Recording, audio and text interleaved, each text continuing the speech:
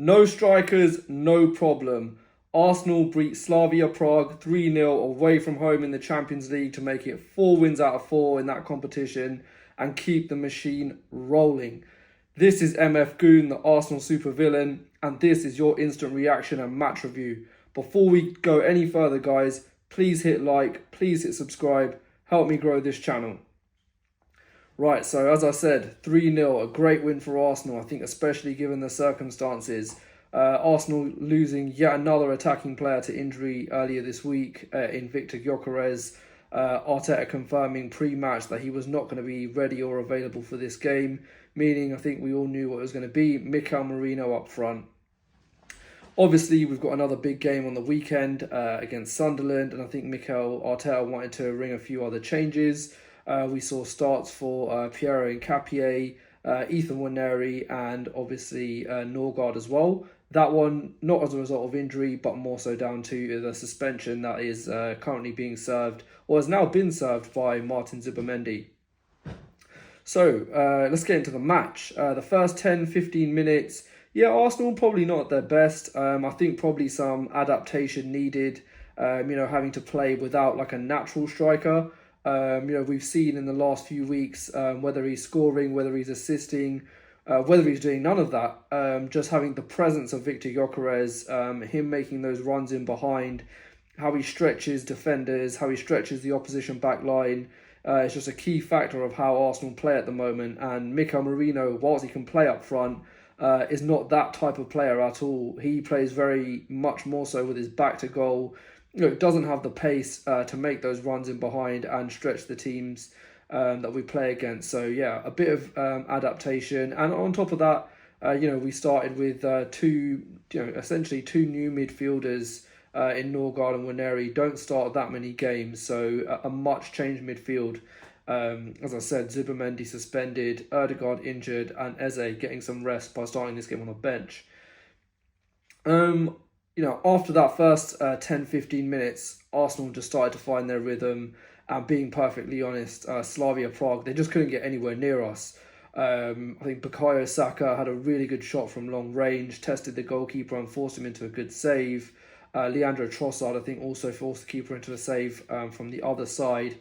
And Arsenal, you could just see they were just quietly growing and growing into the game.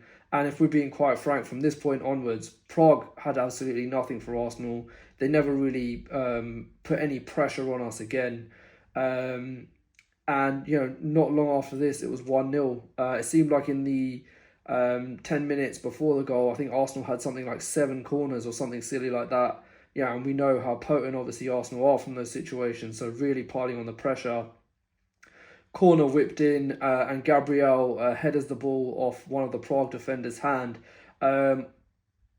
At the time, I wasn't really too sure if this was a penalty or not, but when you watch it back, there's no reason. Like, the Prague defender, he has his hand like up here, and Gabriel headers the ball onto his hand. I'm not sure what you're doing with your hand up in that position. If you do and the ball hits it, you're just asking for trouble. The referee obviously took a look at the monitor, gave a penalty, and Bukayo Saka stepped up to take it. Great penalty from Saka. The keeper went the right way, but he had no chance. Saka obviously firing Arsenal into the lead 1-0. And it was just kind of more of the same, really. Prague just couldn't get anywhere near us. And Arsenal were essentially just in cruise control, cruised into half time, just completely dominating the ball, dominating territory, and just not being threatened by Slavia Prague at all.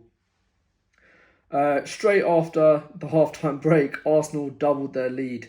Mikel Merino, or M9 as we call him now, just scoring with an absolutely brilliant finish. Trossard gets freed up down the left, puts in a good cross, and Mikel Merino, should I say, applies a really good finish. One of those that it looks easy, but you see strikers week in, week out with this kind of chance just completely fluff their lines. This goal and this finish, it reminded me a little bit of Merino's first appearance up front for Arsenal, which was against, I think it was Leicester last season, where he scored 2 goals. He made it look easy, but neither of those finishes were at all. And a similar case with this today. Really, really good finish. Put us in a 2-0 lead, and I think from there, look, we know this Arsenal team doesn't concede goals. We're certainly not going to concede 2-goal leads, and that was that from that point onwards. Not long after that, he made it 3-0, sorry. Just keeping up his brilliant form. Declan Rice plays a long ball in, kind of like over the top. The Prague keeper comes out to claim it, but Marino gets there first and wins like one of those flick-on headers with the back of his head, 3-0. And if it wasn't game over already, it definitely was at this point. I think this gave Arteta, obviously, the luxury of being able to make a few changes, and we made all 5 in this game. Eberechi Eza coming on for Ethan Nwaneri. Had a bit of a quiet game, but, thankfully, obviously, we were fine anyway. Who else came on? I think he brought on Andre Harriman and Noose near the end. He also brought on Ben White. And I think, the main one is Max Downman. Max Downman makes history, the youngest player who has ever appeared in the Champions League.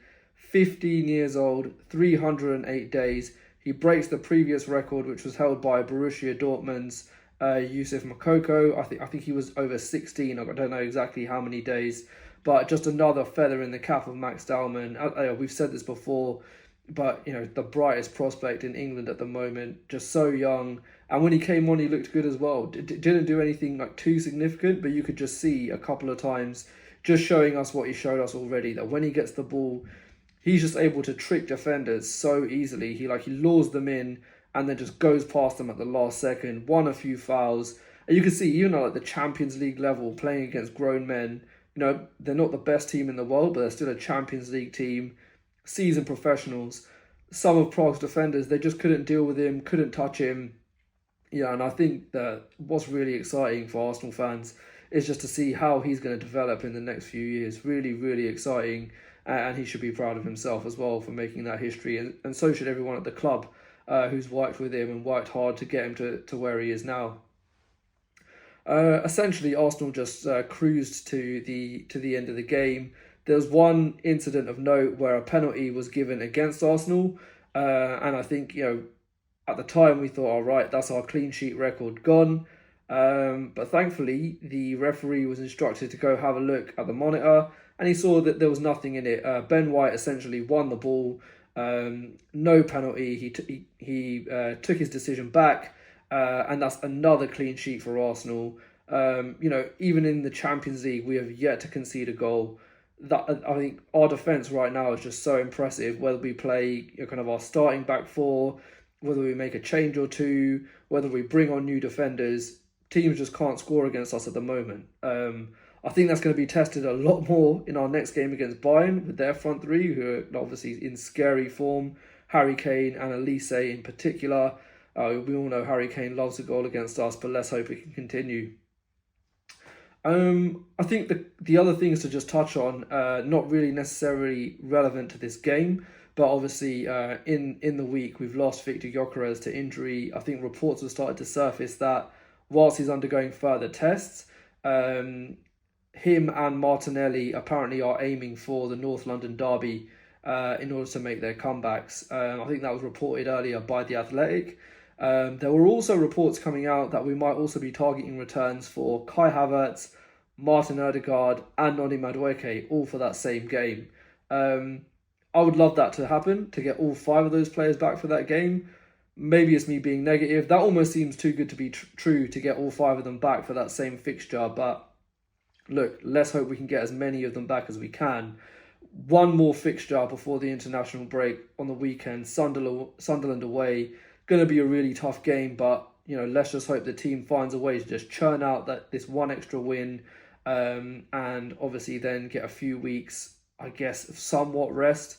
Unfortunately, a lot of our players are starters for their countries, but yeah, as I said, for some of the players who are injured, it's a couple of weeks' time, to rehab and get themselves back fit, and hopefully they can stay like that for the rest of the season. I think that's everything from me today, guys. Great win for Arsenal. Another win, another clean sheet. We're living in dreamland at the moment. That's 10 wins on the trot. Can't really ask for much more than this. Let's just win on the weekend, and we can then enjoy Liverpool and Man City hopefully tearing pieces out of each other on Sunday. Go into the break with hopefully an even bigger lead than what we've got now. And that's it. What more can we ask for? Thanks for listening, guys. Thanks for watching. As I said, please hit like, please hit subscribe, help us grow this channel, and we'll see you after the game on Saturday. Come on, you Gunners.